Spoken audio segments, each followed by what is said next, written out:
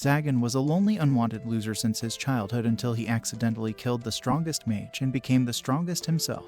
Eventually, he found himself a cute elf maid and ends up falling in love with her. However, before any of this, Zagan, one of the most powerful sorcerers, earned this title at just 20 years old. However, the journey to reach such power was full of hardship and suffering. Zagan's parents disowned him, so he grew up in an orphanage. But when he was 5, the orphanage closed, forcing him and the other children to steal food and other things just to survive. On days when he couldn't steal, Zagan had to search for food in garbage piles. His life was already difficult, but things got worse. At the age of 8, he was kidnapped and sold as a slave to an evil sorcerer who tortured him and used him for cruel experiments. Zagan quickly realized that no one was coming to save him. He understood that to survive, he had to become stronger. Watching the evil sorcerer, Zagan secretly learned how to draw magic circles using his own blood.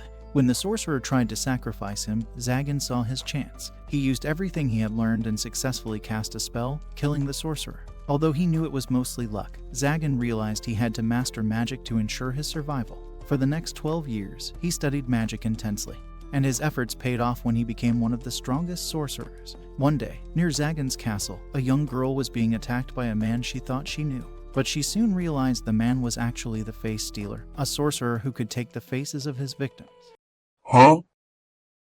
The face stealer wanted to use her as a sacrifice for his ritual to gain more power, as he believed young women were the best offerings. Before he could harm her, Zagan appeared, furious that someone dared enter his territory. The face stealer, terrified, apologized and begged for mercy. He even offered to share the girl, but Zagan found the idea disgusting and killed him. The girl then collapsed, and Zagan checked to make sure she wasn't panicking from the sight of blood. After the girl wakes up, Zagan casts a spell to tidy everything up, making it seem like nothing happened, hoping she'll think it was just a dream. As he's about to leave, he notices the girl is wearing a cross, realizing she's from the church. This worries him, as the church, who calls themselves apostles of God, are enemies of all sorcerers. Even though he saved her, he could be blamed for the attack. He decides to leave her on the road near the town, hoping someone will find her. Just as he's about to leave, another sorcerer named Barbados shows up. Seeing the girl, Barbados asks in surprise if Zagan is planning to use her as a sacrifice, but Zagan firmly denies it, saying that's not his way. After teleporting the girl to safety, Zagan prepares to return to his castle. However, Barbados asks to borrow some gold for an underground auction. Zagan agrees to go along, thinking he might find something of interest there. On the way, Zagan notices many guards are on alert. Barbados explains that the church is patrolling because of recent kidnappings of young girls by sorcerers. When they arrive at the auction, they find a large crowd of sorcerers, including some of the most powerful ones in the world. Barbados shares that Andres, a 1,000-year-old archdemon, has recently died, and one of the 13 seats for archdemons is now open.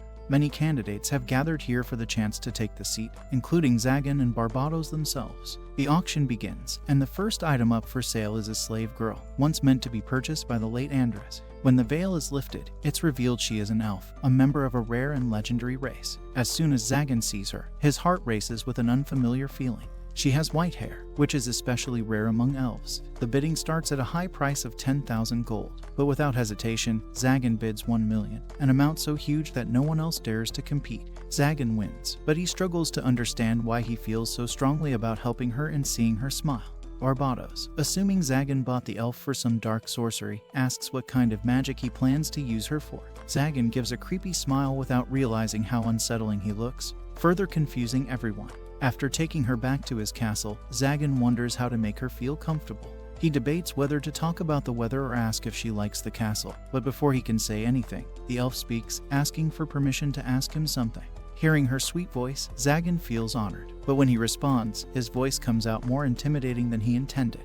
The elf nervously asks how she will be killed and if she can know in advance so she can mentally prepare. Zagan, surprised, quickly tells her she won't be killed, but she misunderstands, thinking something worse than death awaits her. Zagan realizes how frightening the castle must be, filled with old weapons and execution tools from its previous owner. He reassures her that he has no interest in torture and that he is just a sorcerer.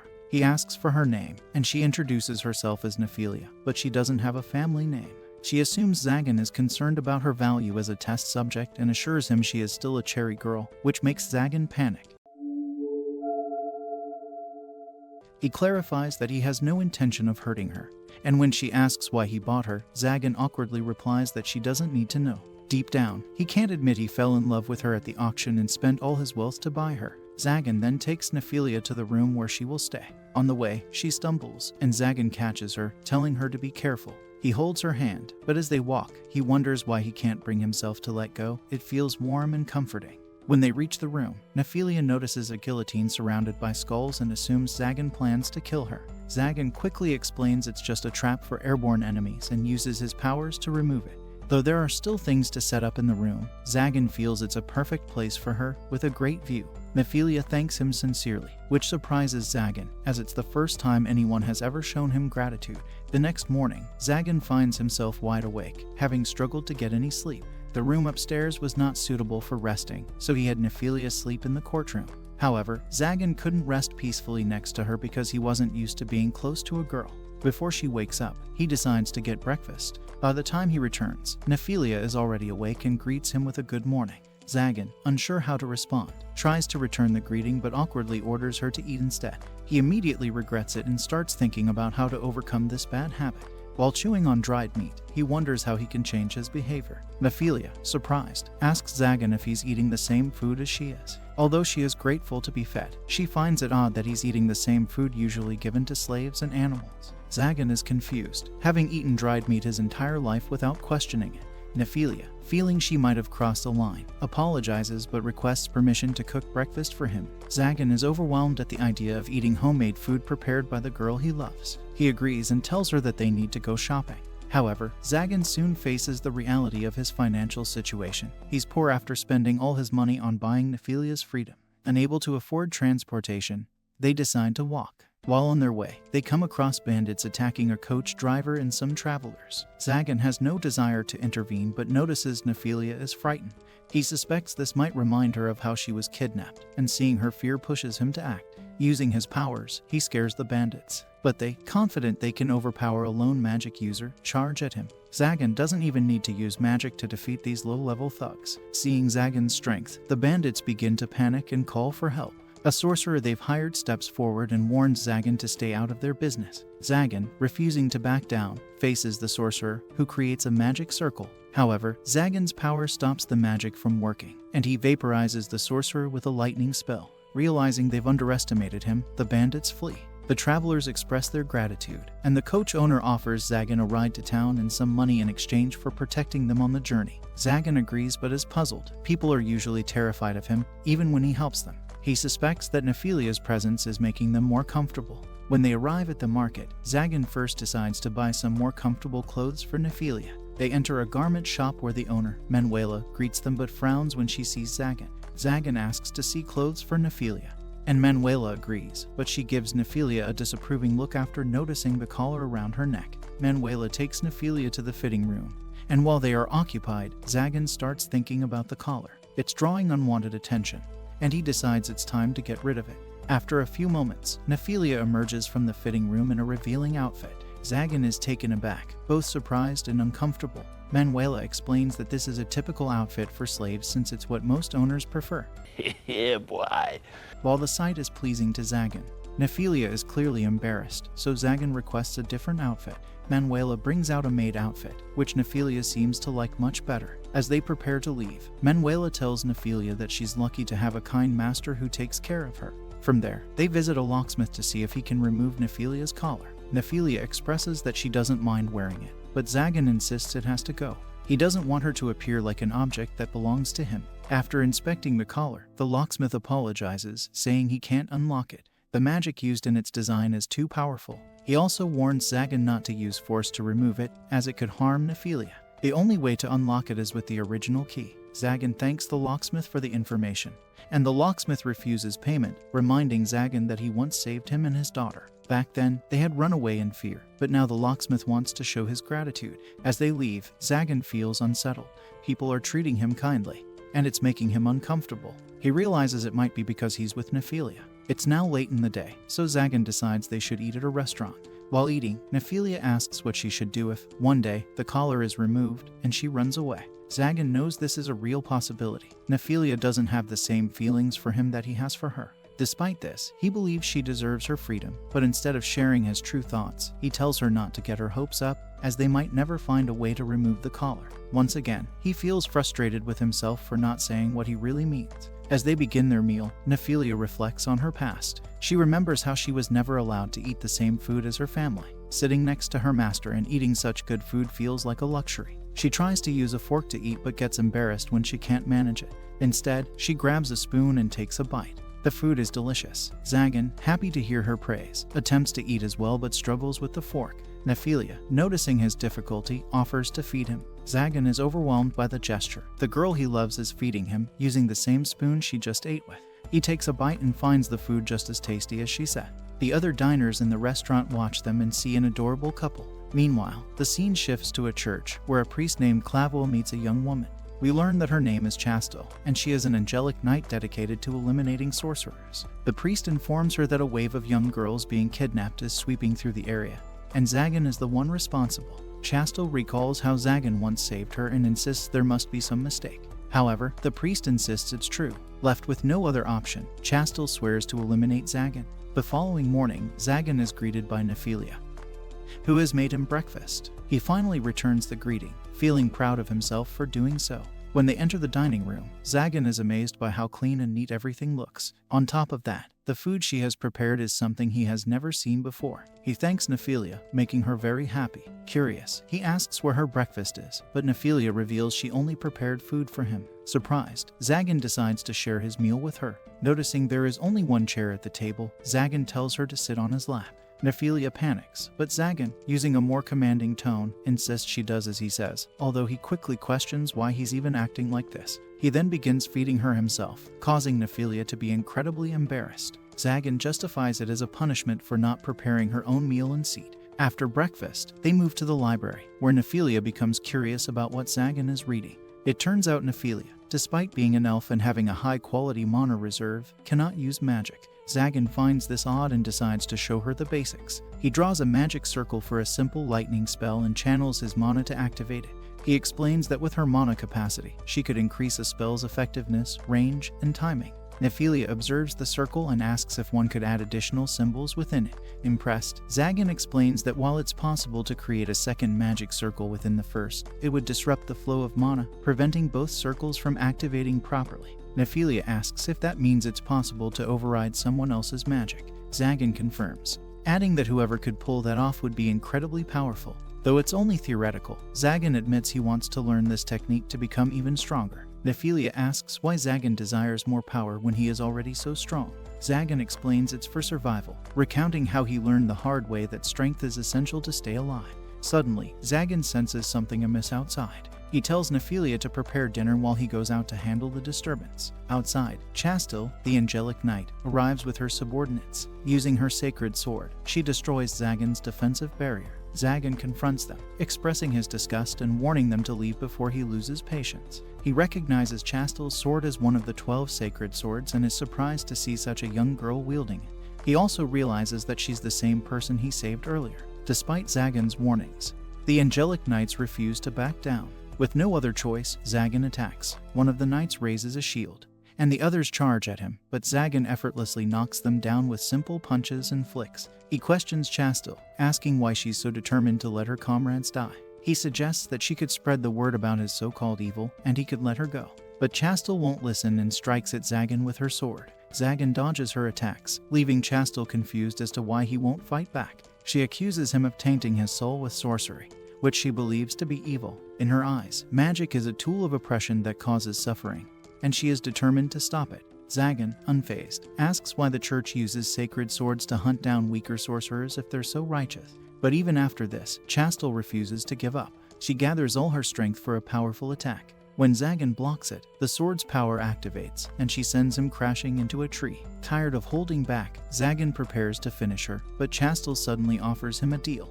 She asks him to pretend to be killed by her, explaining that the church will never stop hunting him unless he's dead. If she fails, a stronger angelic knight will come after him. She pleads with him to fake his death, abandon magic, and live as a normal human. She reminds him that he once saved her life. Zagan is shocked to hear this from an angelic knight, knowing it's a serious crime for her to protect a sorcerer.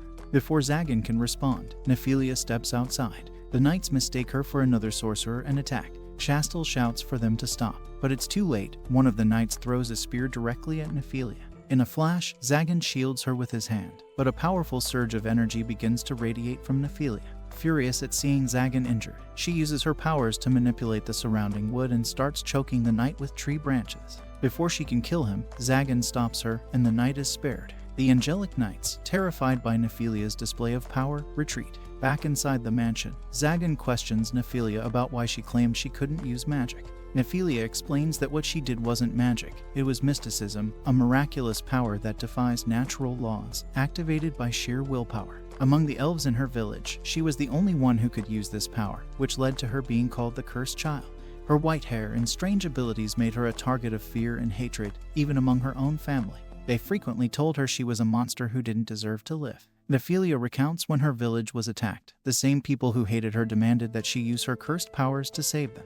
They claimed she owed them for allowing her to live. Heartbroken, Nephilia was captured without resistance. Those who tried to flee were killed, and when she saw their lifeless bodies, she couldn't help but laugh. The sight brought her twisted satisfaction. Nephilia apologizes to Zagan, admitting that she feels like a terrible person who doesn't deserve to live. Zagan, however, reassures her. He tells her that he would have reacted the same way, and that having strength means living with that strength. He reminds her not to feel ashamed, telling her once again how much he needs her. Now that she's making such delicious meals for him, he can't imagine life without her. Overcome with emotion, Nephilia hugs Zagan tightly. After calming down, Nephilia apologizes for showing her disgraceful side. But Zagan reassures her that he didn't mind it. In fact, he enjoyed it. He even encourages her to be more expressive with him. As they continue to talk, Zagan notices that the pain in his hand from the earlier injury has disappeared. He removes the bandages and is shocked to see that the wound has completely healed. He suspects that the power of Nephilia's mysticism must have healed him when they touched. That night, Nephilia is found standing in the courtroom, clutching a pillow. The reason becomes clear when she awkwardly asks Zagan if she can sleep with him. Zagan, like many, jumps to conclusions and assumes she wants something more intimate, panicking in his thoughts. But the misunderstanding is quickly cleared when Nephilia explains there's only one bed in the castle, and she wants him to have a proper night's rest instead of always sleeping in a chair. Zagan feels disgusted by his impure thoughts and thanks her for her concern, but explains that he sleeps in the chair because it is the anchor point for his magical barriers. Hearing this, Nephilia suggests an alternative. Zagan can rest on her lap. Without overthinking it, Zagan lies down on her lap, experiencing a mix of embarrassment and comfort. That was easy. His face is very close to Nephilia's chest, which doesn't help ease his flustered state. He notices that Nephilia is also embarrassed and asks why she wanted to do this in the first place. Nephilia explains that it's her way of thanking him for accepting her, even after learning about her cursed powers. Zagan, appreciating the sentiment, tells her there's no need to thank him so often. What she's been doing is more than enough for him. Zagan then offers to teach Nephilia magic, pointing out how she had no control over her powers earlier. While he's unsure if learning magic will help her understand her mysticism, he believes it's worth trying. Nephilia eagerly agrees to learn. The next day, Barbados arrives at the castle, shocked to hear that angelic knights attacked Zagan. Zagan, unfazed, tells him they were too weak to be a threat, but scolds Barbados for breaking through his barrier once again. Barbados then recognizes Nephilia as the elf from the auction. He asks Zagan why he hasn't used her as a sacrifice yet or if he's using her to satisfy lewd fantasies. Zagan clarifies that Nephilia is his student now. Barbados, intrigued by the damage outside, realizes that it was caused by Nephilia's powers. He never thought elves could be used to enhance magic like that. Barbados then brings up the topic of the archdemon seed, asking if Zagan is interested. Initially, Zagan isn't, but the idea of becoming an archdemon to protect Nephilia changes his mind. If he holds that position, only a handful of powerful individuals would dare come after her, making her much safer. However, Zagan doubts he will be selected, considering he's only been practicing sorcery for a decade, while other candidates have centuries of experience. After Barbados leaves, Nephilia asks Zagan if they are close friends. Zagan denies it, insisting that he would never be friends with an idiot like Barbados. But Nephilia finds it strange, noting that Zagan seemed to enjoy his time with him. Later, Nephilia has her first magic lesson, learning how to create and restore barriers. As time passes, she balances her chores while learning more about magic. A month goes by, and one day, Zagan receives a letter from the 12 archdemons. Upon arriving at the castle of the late archdemon Andres, Zagan feels immense pressure from the mana of the 12 archdemons present. He quickly realizes these are not people to be taken lightly. They offer Zagan the 13th archdemon position, asking him if he will inherit the emblem of the late Andres. Holding the emblem, Zagan senses a vast amount of mana, similar to the other archdemons, and doubts whether he is capable of wielding it. Zagan questions why he has been chosen when other sorcerers are far more experienced. The archdemons admit that Zagan's current power is insignificant compared to others, but no one has been able to kill him. They recount how, at the age of 8, Zagan killed his first sorcerer, who was far from weak, and absorbed his knowledge. They see Zagan's potential to become the greatest sorcerer in history, which is why they believe he deserves the position of 13th archdemon. However, they warn him that this role will offer no peace or tranquility, only a life filled with danger. Zagan smiles at the warning, having never expected to live a peaceful life since being abandoned. However, he hesitates, considering whether he wants to drag Nephilia into such a dark world.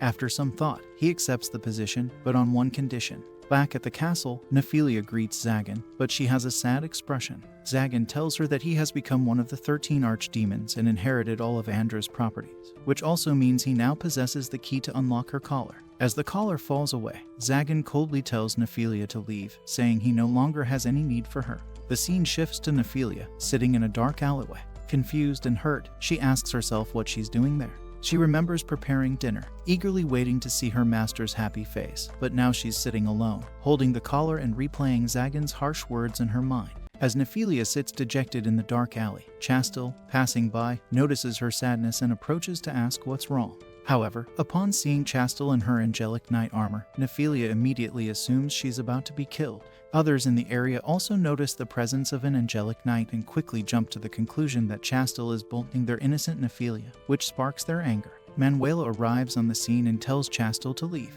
Chastel, seeing the crowd against her, gets emotional, but before the situation escalates, Nephilia speaks up, clarifying that Chastel hasn't done anything wrong. Inside the nearby pub, Manuela sits down with Nephilia and asks what the real reason is behind her sadness, if not Chastel. Nephilia, holding back tears, confides in them that she feels abandoned and unneeded. She explains how, after Zagan returned home and told her he had become one of the archdemons, he removed her collar and coldly told her to leave because he no longer needed her. Manuela shares with Nephilia that archdemons are the most powerful sorcerers, and their strength makes them a force to be reckoned with. The town they're in was once ruled by the late archdemon Andras, but ever since his death, the town has fallen into chaos. Nasty businesses like the kidnapping of young girls have become rampant, and the church is constantly targeting sorcerers. Nephilia, still confused, asks why people hate the church and angelic knights when they seem to be trying to help. Manuela explains that although the church helps, they also demand mandatory offerings from the townspeople every month on top of their regular taxes.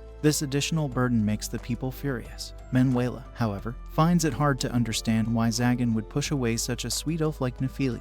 Chastel then shares her perspective. She explains that sorcerers are seen as symbols of evil by the church, and since archdemons are at the top of that hierarchy, anyone associated with them becomes a target as well. Knowing Zagan, Chastel suspects he pushed Nephilia away to protect her from the church's wrath. Nephilia, however, insists on returning to Zagan's side. She understands that Zagan is strong, but even strong people can be hurt, and she wants to stay by his side and help him however she can. Moved by Nephilia's determination, Chastel decides to help her reunite with Zagan. She also shares her suspicion that there is a sorcerer impersonating Zagan and committing these evil acts, which is further tarnishing his name.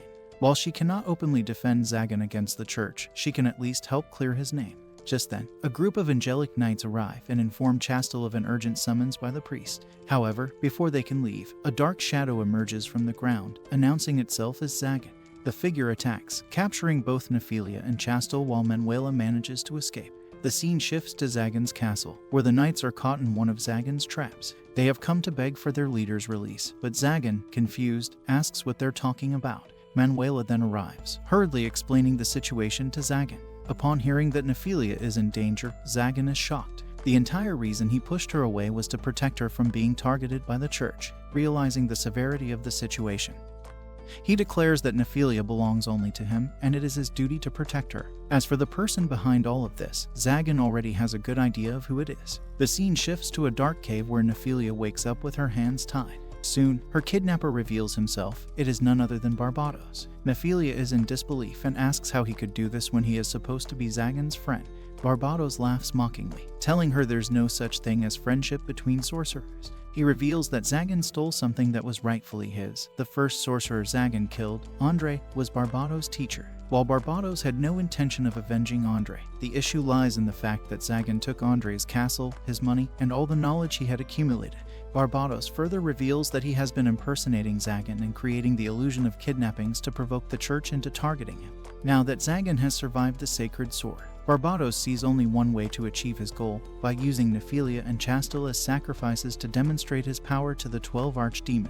Barbados believes that by eliminating the competition, he will secure a spot among the archdemons. However, Nephilia informs him that his plan is pointless because Zagan has already ascended to the position of archdemon.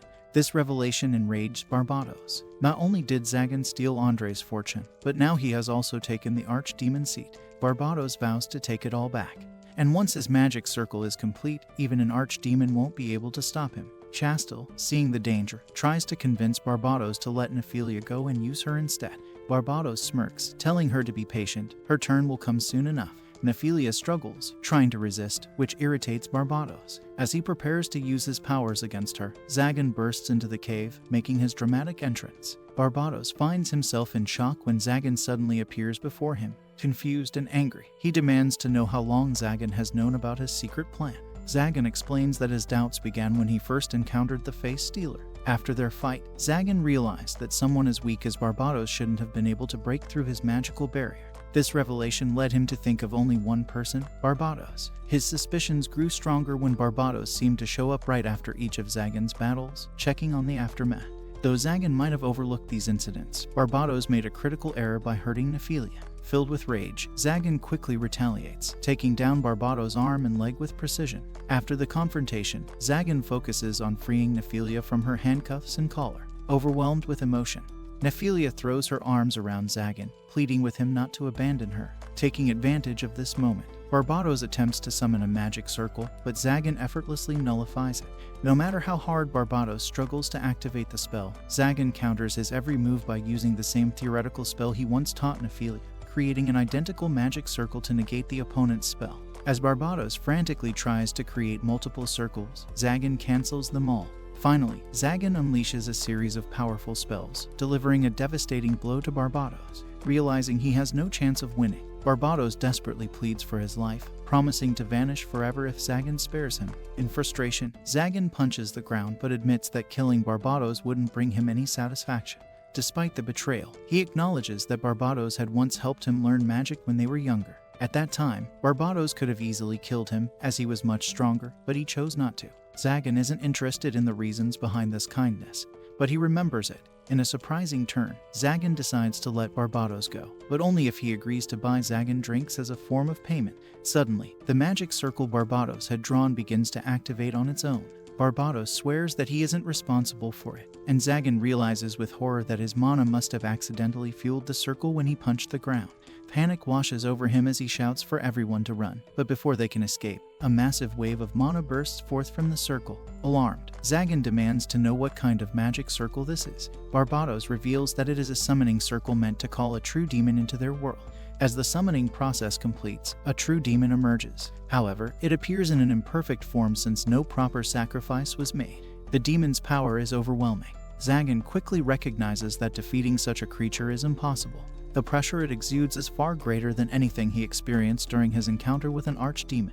Although fear grips him, Zagan is taken aback when the demon unexpectedly bows to him and addresses him as king, asking for his orders. Thinking quickly, Zagan understands that the demon is showing submission because of the mysterious emblem he possesses. While he doesn't fully grasp the emblem's significance, he commands the demon to return to where it came from.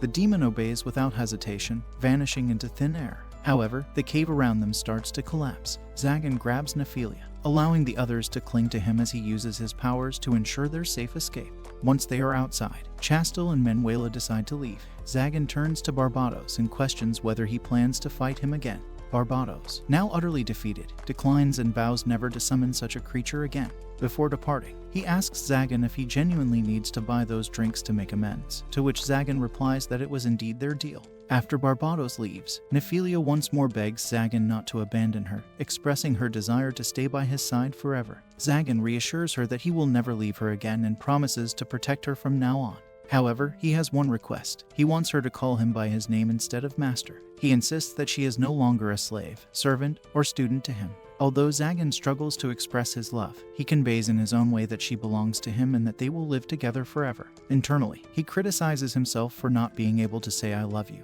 but Nephilia seems to understand his feelings.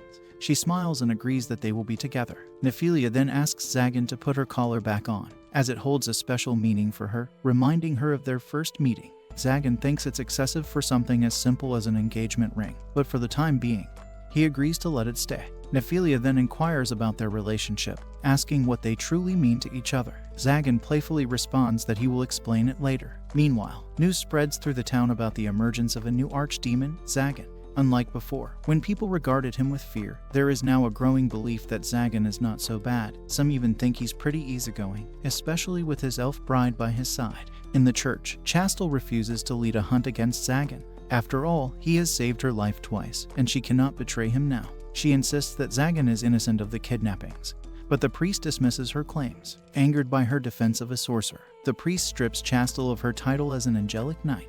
Despite her subordinates' attempts to support her and emphasize her past achievements, the priest remains resolute in his decision, ignoring their pleas. The priest removes Chastel's sacred sword, expressing regret over his decision. He explains that he cannot overlook the rules, but since the sacred sword chooses its wielder, he tells her to be patient. He assures her that he will find a way for her to reclaim her sword, but for now, he can only offer her political protection. However, he warns her about the arrival of Raphael, the most ruthless angelic knight, which causes Chastel to panic. She fears that he is coming to purge her for her actions in the castle. Meanwhile, Zagan is busy gathering information about the demon he encountered. Just then, Nephilia quietly opens the door and tries to sneak up on him. However, Zagan senses her presence and turns around. Blushing, Nephilia invites him to lunch, explaining that she has prepared some new dishes that are incredibly delicious. Just as they are about to enjoy their meal, Zagan feels a disturbance. His magical barrier has been breached. An armored figure is using spells to destroy his gate, but Zagan appears unfazed. Soon, the armored man enters the room, and Zagan quickly realizes that it is Valefor, one of the other candidates for the title of Archdemon. In a heavy voice, Valefor threatens Zagan, stating that he will slay him and take his title. Zagan, uninterested in a fight while he's trying to eat, calmly tells Valefor that he doesn't want to be disturbed. Infuriated, Valefor attacks, but Zagan effortlessly blocks the attack and pushes him down. To Zagan's surprise, when Valefor's helmet comes off, he discovers that Valefor is actually a little girl. Shocked by her appearance, Zagan quickly takes Valefor to the guest room.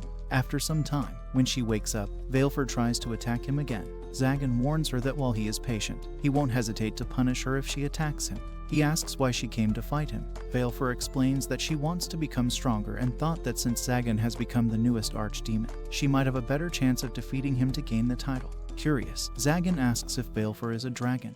Valefor is surprised and asks how he knows. Zagan explains that her scales and photonic breath are not magical but rather her innate attributes. He realizes he is looking at a living dragon, a species thought to be extinct for 200 years. However, he cannot overlook the fact that she broke into his home and attempted to kill him. Despite her being a child, Zagan decides she must face some consequences. Valefor worries about what punishment awaits her, but Zagan tells her she will have to assist Nephilia for an entire week. He understands that, even though Valefor has lived for decades, she is still just a child, and he needs to teach her proper behavior and what is right and wrong. Valefor asks if he is not going to eat her, which surprises Zagan. She mentions that humans believe consuming dragon flesh and bathing in their blood grants them power. Zagan shakes his head, expressing his disinterest in such things, finding the conversation troubling. He feels like he is scolding a child caught stealing. He gives her some leftover lunch, but Valefor is not pleased with being fed. As she prepares to throw the food away, Zagan warns her not to waste Nephilia's delicious cooking, or he will be forced to take action.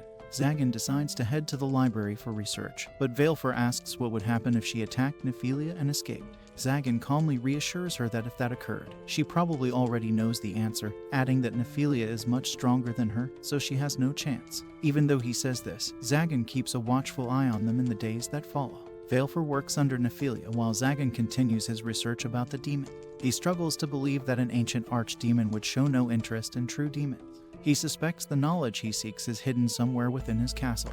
One day, Valefor enters the room and invites Zagan to dinner. As they walk out, she teasingly asks if he thinks she might attack him while his back is turned. Zagan smiles, saying he is ready to face her, but warns her that if she loses, she will have to spend even more weeks helping Nephilia. During dinner, Zagan informs Nephilia that they will be visiting Andra's castle with Valefor to conduct further research. Valefor expresses surprise, questioning how Zagan can take her when all of Andra's knowledge is there. She reminds him that he previously allowed her access to the library where he keeps his information. Zagan believes that knowledge should never be hoarded and must be shared with those who can benefit from it. He tells Valefor that she can take some books for herself, but only if she asks nicely instead of stealing them. After dinner, when Valefor falls asleep, Zagan realizes that despite her tough exterior, she is just a kid who needs guidance on the right path. As he prepares to leave, Valefor unexpectedly holds his hand and calls him father. Nephilia smiles at this interaction but quickly panics, insisting she didn't mean it that way. Zagan reassures her, saying it's fine, and he wonders if someone like him could ever dream of simple happiness. A week has passed since Valefor began working for Zagan, and she diligently journals her daily activities, including cleaning, preparing food, and doing laundry. She enjoys working hard because Nephilia praises her efforts. However, even after spending 7 days with them, Valefor remains puzzled about Nephilia and Zagan's relationship. Every morning, Nephilia visits Zagan, gazing at his face, blushing, and sometimes even touching him. Zagan spends his time studying and lecturing Nephilia, which makes Valefor wonder why Nephilia often sits on his lap while studying. She thinks it might be a new learning method, but whenever she interrupts them, they quickly stand up and pretend nothing unusual is happening.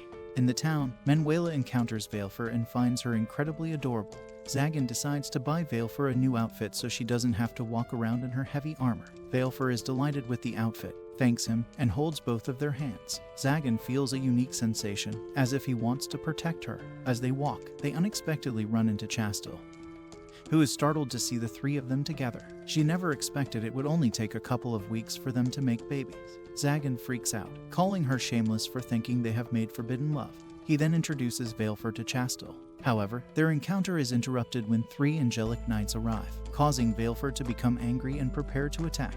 Zagan stops her, and once the knights leave, he asks Valefor why she wanted to attack them. She bluntly states that she doesn't need a reason to kill angelic knights. Zagan acknowledges that her reasoning is valid. Soon, they arrive at the castle of Andras, where Zagan received his emblem. As they approach the castle, Valefor senses a familiar scent and believes dragons once lived there. Upon entering, Nephilia appears a bit nervous, prompting Zagan to hold her hand tightly for reassurance. They come across a petrified statue of a guard that once belonged to Andras. Further inside, they discover a casting circle, which Valefor identifies as a dronic circle. At Zagan's request, Valefor opens it, revealing a hidden door that leads them to Andra's library, filled with 1,000 years of knowledge. Valefor spots a book titled 12 Sacred Swords, and Zagan quickly grabs it. He notices that the language is the same as that used in his emblem and the sacred swords. He realizes that if he learns this language, he can uncover more about the archdemon crest. Meanwhile, in the church, Chastel greets Raphael, the commander of the angelic knights. He first asks her how many sorcerers she has slain, a question Chastel anticipated since Raphael has a reputation for killing many sorcerers. She replies casually that it's not a number she can boast about, prompting everyone around her to express shock and urge her to be more respectful. Surprisingly, Raphael laughs, saying it's been a long time since someone dared to speak to him like that, but warns her that these will be her last words. The knights step in to protect Chastel, and fortunately, the priest arrives, requesting Raphael not to bully his knights. Raphael then inquires about the location of the sacred sword, explaining that as long as the chosen wielder is alive, the sword cannot be wielded by anyone else. This means he must eliminate Chastel for the sword to be passed to another. He draws his sacred sword, and everyone feels the intense pressure from him. The priest urges Raphael to calm down and decides to return the sword to Chastel. Meanwhile, at the bar, Barbados laughs at the thought of Zagan taking care of a child. Zagan, annoyed, threatens to leave if Barbados doesn't stop laughing. Barbados apologizes and gets to the point, warning Zagan about Raphael, the angelic knight who has slain 499 sorcerers, and reveals that Zagan is Raphael's next target. Zagan finds it strange but is alarmed when Barbados mentions that it's rumored Raphael has eaten dragon flesh, raising the possibility that Zagan could be in real danger. Zagan becomes suspicious of Barbados' sudden friendliness and questions his intentions. Barbados expresses his desire to manage Andra's estate, but Zagan refuses, suspecting that Barbados would hide crucial information. Instead, Zagan offers to give him a few books. Barbados agrees, stating he will choose them, but just then, Raphael enters the bar, shifting the atmosphere with his imposing presence. In the bar, Zagan remains calm while Barbados and the others around him panic and faint from just Raphael's intimidating stare. As Barbados prepares to attack, Zagan stops him, sensing that Raphael does not carry any intent to fight, as he doesn't radiate bloodlust. Zagan suggests they sit down for a drink and a conversation instead. Raphael accepts the invitation, sitting down and explaining that he wanted to meet Zagan after hearing about the emergence of a new archdemon. Zagan finds it odd that someone known for slaying sorcerers is here without any hint of bloodlust, especially with 2 sorcerers present. Raphael explains that he doesn't kill for fun. He only targets those who choose to be evil. He then asks Zagan about Chastel's strength during their fight. Zagan replies that she was the toughest opponent he has faced in all his battles. Raphael sees this as a sign that Chastel could be a serious threat to the church and suggests that she should be eliminated. This realization hits Zagan hard. He understands the sacrifice Chastel made by giving up her position to avoid being hunted by Raphael, and he never expected her to be so selfless. Now, Zagan worries that Raphael might take action against Chastel since he has confirmed their connection. Determined to protect her, Zagan firmly tells Raphael that he will not allow any harm to come to Chastel. He knows that Chastel has friends in town who would mourn her loss deeply, and if they were hurt because of Raphael, Zagan vows to step in and fight back. Raphael simply laughs off Zagan's concerns and walks away. Barbados, who is watching, urges Zagan to act quickly while he still has the chance, but Zagan refuses to rush into action. Instead, he decides to have Barbados use his teleportation magic to check on Chastel's safety. In return for this favor, Zagan promises to give Barbados more books. Although Barbados feels uneasy about the plan, he agrees to help his friend. Afterward, Zagan goes back to his mansion and finds Nephilia awake, with Valefor peacefully asleep on her lap. He thinks about the danger that Raphael poses, considering the idea that he might have killed a dragon and eaten its flesh, which could make him even more powerful. Suddenly, Barbados arrives, carrying an unconscious Chastel, who has been poisoned. When Valefor wakes up and sees Chastel, she becomes furious and ready to attack. Zagan steps in, reminding Valefor to stay calm and composed. In her anger, Valefor questions how Zagan can remain so calm when angelic knights have killed her father. Zagan then asks Valefor if Chastel was responsible for her father's death. When Valefor refuses to answer, Zagan explains that killing Chastel won't bring her true revenge. Instead, he tells her that real revenge requires patience and finding the right opportunity to make the one who hurt her suffer. Valefor asks Zagan if he has ever taken revenge, and he admits he has, but it was too quick and didn't satisfy him. He offers to teach her the art of taking perfect revenge. Soon after, Chastel regains consciousness, and Zagan asks her directly if she remembers who poisoned her. Chastel recalls receiving a letter that led her to meet someone claiming to speak on behalf of a member of the Reconciliation faction. This group believes the church can coexist with sorcerers and that hunting them should be forbidden. She was invited to join the faction but told them she needed time to consider. After returning home, she drank her tea and collapsed. While she suspects Raphael, Zagan reassures her that he doesn't need to resort to such underhanded tactics to take her down. He insists that she rest at his castle for a few days. The next day, Chastel wakes up to find Zagan ready to set her to work. He explains that if she is going to stay with them, she needs to contribute in some way. Valefor, overhearing this, becomes angry and asks Chastel what she did wrong. Zagan calmly explains that Valefor's father has died, and Chastel is shocked to hear this news. Valefor then suggests that it might be better for Chastel to leave. However, Zagan insists that Valefor is still a child and needs to learn how to get along with different people. As they spend time together, Valefor continuously plays pranks on Chastel, viewing them as a form of revenge for the pain she feels. At night, Valefor writes in her diary about how she finds Chastel pitiful, seeing her as weak. Despite her anger, she begins to feel some sympathy for Chastel. Just then, Zagan enters the room and speaks to Valefor directly. He asks her if she wants to continue living in their home as his and Nephilia's daughter. He has already talked to Nephilia, and they both agree that they would like to welcome her into their family. Zagan tells Valefor that if she wants to do something in return, she can, but they will always be there for her whenever she needs them. After Zagan leaves, Valefor suddenly remembers a traumatic moment from her past. She recalls witnessing an angelic knight drinking her father's blood, a sight that has haunted her ever since. This memory makes her realize what she needs to do next. About half an hour later, Nephilia rushes into the room, panic-stricken, and informs Zagan that Valefor has gone missing. The atmosphere turns tense as they realize they must find her quickly before something terrible happens. Zagan and Nephilia exchange worried glances, knowing that Valefor's actions could lead to dangerous consequences. They both understand the urgency of the situation and prepare to search for her. Before Valefor leaves, she takes a moment to write in her journal about the happiness she feels after Zagan asked her to be his daughter. Although she wishes to stay in the castle, she fears that doing so might make her forget her desire for revenge against her father's killer. Valefor is determined to keep her hatred alive, which is why she makes the difficult decision to leave. After some time, Valefor arrives at Andra's castle, believing there must be a way to defeat those who wield sacred swords hidden inside. Just as she is about to step inside, she notices Raphael standing behind her. Upon seeing the sacred sword he carries, she instantly recognizes him as the one who killed her father. Filled with anger, she charges at him, wanting to exact her revenge. However, it soon becomes clear that she is no match for Raphael's power. Just as he prepares to strike her down, Zagan intervenes, stopping the attack with his bare hand. Valefor is taken aback to see Zagan. Confused, she asks him why he has come to help her after she betrayed him and left the castle. Zagan replies firmly that he can't abandon his own daughter, no matter what has happened.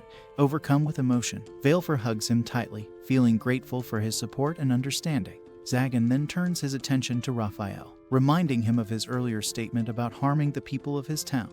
Raphael finds it amusing to see a sorcerer defending someone. But Zagan insists that Valefor is not just anyone, she is his daughter, and he will protect her at all costs. The tension in the air is thick as Zagan stands protectively in front of Valefor, ready to face Raphael. Both Zagan and Valefor know that they must work together to confront the danger posed by Raphael, and their bond strengthens as they prepare for what lies ahead. Unfazed by their emotional reunion, Raphael declares that he must now kill both Zagan and Valefor. He unleashes the power of his sword, which shatters Zagan's magical defenses. This power, known as the Flames of Purification, is strong enough to defeat an archdemon. However, Zagan stays calm and charges at Raphael without hesitation. After battling Chastel and studying from Andra's books, Zagan has created a defensive spell that continuously absorbs mana, allowing it to maintain its form even against powerful attacks. As Raphael strikes, Zagan skillfully dodges using his spell, but soon he reaches its limit and can no longer keep it up. Despite this challenge, he feels proud of his training and manages to land a strong punch on Raphael. To Zagan's shock, Raphael does not fall. Instead, he stands there, bleeding but healing quickly right before Zagan's eyes. Zagan realizes that this amazing resilience is a result of Raphael consuming dragon flesh, giving him unnatural healing powers. This revelation adds another layer of complexity to their battle, as Zagan understands that defeating Raphael will not be easy. The atmosphere grows tense as both Zagan and Valefor prepare for what comes next, knowing that they must fight to survive against Raphael's overwhelming power. Furious, Valefor shouts at Raphael, demanding to know why he killed her father. When she reveals that her father's name was Orobas, everyone realizes the significance. Orobas is a legendary dragon who lived for 1,000 years. Zagan wonders if Raphael could have truly killed him. Valefor explains that her father used to share his wisdom with humans. One day, a group of angelic knights asked for his help, and when he left with them, he never returned. A week later, Valefor searched for him and discovered his lifeless body. A sacred sword pierced through him, with Raphael devouring his flesh. Upon hearing this, Raphael rushes at Valefor, but Zagan intercepts him with a punch. Valefor unleashes a powerful attack. But just as the smoke clears, Chastel steps in to block it. Zagan confronts Raphael, asking what he intends to do. He notices that when Raphael heard Oroba's name, his bloodlust seemed to vanish. But then, Zagan senses an intense pressure building around them. The Andra's guard, awakened by the clash of the two sacred swords, begins to stir. Zagan tries to command the guard using his emblem, but his efforts are in vain. Instead, the guard releases a potent beam directed straight at Valefor. Zagan is too far away to save her in time, but to his shock, Raphael takes the hit. Enraged, Zagan activates his ultimate skill to take down the golem, quickly moving to check on Raphael afterward. He notices that the wound Raphael received is dangerously close to his heart, and even with dragon powers, it won't heal. Unbothered by his condition, Raphael declares that there is only one thing left for him to do. Zagan, confused and concerned, demands to know what he means by that. Raphael reveals that he is not the one who killed Orobas. He explains that someone like him would never be able to hurt the legendary dragon. Instead, he had asked Orobas for help in fighting a real demon named Orobas. Sadly, their attempt to defeat Orobas led to the deaths of hundreds of angelic knights. Valefor, still trying to process this shocking news, accuses Raphael of lying. She insists that demons don't exist. Zagan then steps in to confirm that demons are indeed real. He explains that he has been studying the books of Andras to find ways to combat them if they ever return. Valefor feels heartbroken, as if she has lost her sense of purpose in life. Trying to ease her pain, Raphael tells Valefor not to lose hope. He explains that Orobas didn't lose to the demon. Instead, he sacrificed his own life so that Valefor could keep living. Raphael stresses that if demons were to come back in a world where the church and sorcerers are in conflict, they would easily take control. This is why Orobas entrusted Raphael with the serious task of drinking his blood to gain power. However, Raphael now feels that his mission is finished and others can carry on the fight. Barbados confronts Raphael about the 499 sorcerers he has killed, questioning how that fits with his so-called noble purpose. Suddenly, a golem begins to move again. Zagan gets ready to attack it, but Raphael warns him that it is a mix of a golem and a demon, the same demon that he and Orobas had defeated in the past. Afterward, Andras must have turned it into a puppet. While it isn't as strong as it used to be, it still has its demon nature, making it seem immortal. This revelation fills the air with tension, as everyone realizes the threat they now face. Realizing the situation is critical, Zagan decides he must face the golem by himself. Chastel objects, reminding him that she is still able to fight even though she is poisoned. To demonstrate her abilities, she chants a spell that creates a purification blade, which she uses to block the golem's attack. Taking advantage of the moment, Zagan amplifies his punch with his power, but he quickly notices something alarming. The golem's broken parts are starting to piece themselves back together as if a mysterious black shadow is pulling them together. Chastel reacts quickly, attacking the black shadow in an attempt to stop its regeneration. With no other choice, Zagan uses a new spell that generates black flames, which ultimately destroy the golem for good. After the battle, Zagan confronts Raphael about his reasons for killing so many sorcerers. Raphael insists that he never intended to kill anyone. It was just that the sorcerers attacked him first because they were afraid. He explains that he always approached them with friendliness, but they saw him as a threat and chose to attack. Zagan then remembers their earlier meeting at the bar and questions Raphael about his intentions. Raphael explains that he came to warn the sorcerers that Chastel was in danger. Chastel is surprised and asks why he had asked how many sorcerers she had killed when they first met. Raphael replies that he wanted to see if she was suitable for the reconciliation faction. If she had been against sorcerers, he wouldn't have invited her to join. Zagan points out that Raphael's appearance often causes trouble for him, and he understands why people feel afraid when they look at him. Sensing that Raphael is reaching his limit, Zagan watches as Raphael prepares to take on one last task: to find and eliminate the person who tried to poison Chastel. This final mission adds weight to the air as the reality of their situation sinks in. The scene shifts to the church, where a desperate priest is searching for Chastel. Unbeknownst to him, he is the one who tried to kill her. If Raphael had not come to the town, the priest would have succeeded in his plan. He believes that Chastel must die to ensure the sacred sword can be passed down safely to its wielder. The priest's true nature is revealed as he vows to eliminate anyone who opposes him or hesitates to kill sorcerers. At that moment, a wounded Raphael bursts into the church. The priest is uncertain about Raphael's intentions, but quickly seizes the chance to offer him medicine laced with poison.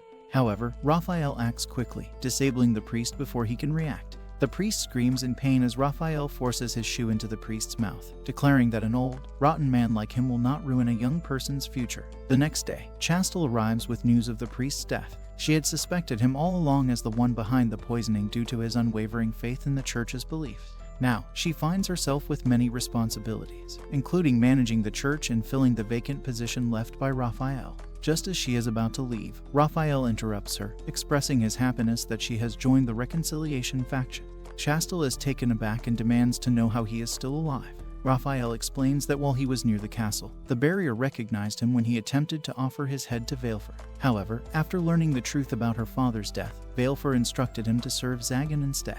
Thanks to the combined powers of dragon magic and Nephilia's mysticism, Raphael's serious wounds have healed, and he is now working under Zagan, no longer a commander of the Angelic Knights. Chastel feels a wave of relief at this news. After she leaves, Barbados enters the room, asking if he can have some breakfast. Zagan declines his request, instructing him to go back to protecting Chastel instead.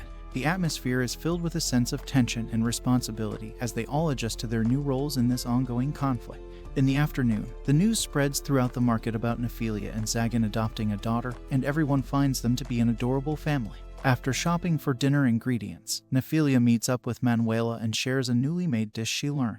While they chat, Zagan notices an old phonograph and is amazed to see such an antique in the market. Manuela informs him that it's broken. She bought it from some street kids who couldn't sell it. This sparks a memory for Zagan of his own past when he scavenged for items in the garbage to sell for survival. Feeling nostalgic, he decides to buy the phonograph from Manuela with the intention of fixing it later at the mansion. Barbados and Chastel sit together, sipping tea and waiting for everyone else to come back. To break the silence, Chastel tries to make small talk. but Barbados doesn't respond to her at all. After a while, Nephilia and the others finally arrive, and Chastel decides to help Nephilia in the kitchen to prepare dinner. Meanwhile, Barbados and Zagan go to the library. Once they are there, Barbados shares his worries about Chastel. He points out that she is quite clumsy and suggests that she could get hurt if someone isn't paying attention to her all the time. He talks about how she spills tea, bumps into shelves, and often makes a mess wherever she goes. Zagan listens to Barbados and then asks why it matters so much. He suggests that Barbados should just stick with Chastel all the time to keep an eye on her. This suggestion surprises Barbados, leaving him momentarily speechless. After several hours, Zagan successfully fixes the phonograph, and beautiful, calming music starts playing, filling the room with a cozy atmosphere that everyone can enjoy. Later, the group comes together for dinner, and Chastel remarks on the delightful smell and rich flavors of the food. Barbados laughs and makes fun of her for trying to sound like an adult, teasing her about how she still sleeps with a stuffed toy. Chastel panics, wondering how he knows this secret. Just then, Zagan jumps in to defend her, telling Barbados to be quiet and saying he's only acting this way because he's a little drunk. During dinner, Nephilia mentions that Barbados was the one who brought Chastel for treatment after she collapsed. Feeling thankful, Chastel expresses her gratitude to Barbados, but he waves it away, telling her to save her thanks for later when she matures into a fine woman. Chastel blushes at his words, but Barbados simply finishes up dinner and heads off to bed. As the night goes on, Nephilia and Zagan sit together in the courtroom, enjoying the peaceful music without any interruptions. Zagan then asks Nephilia if she wants to dance with him, and she happily agrees. They embrace each other closely, dancing together throughout the night. Lost in the moment, they enjoy each other's company and the soft melodies that surround them, creating a magical and intimate atmosphere. Thanks for watching till this long, my fellow men of culture. Don't forget to tell us about your favorite waifu from this anime and subscribe to the channel for more content.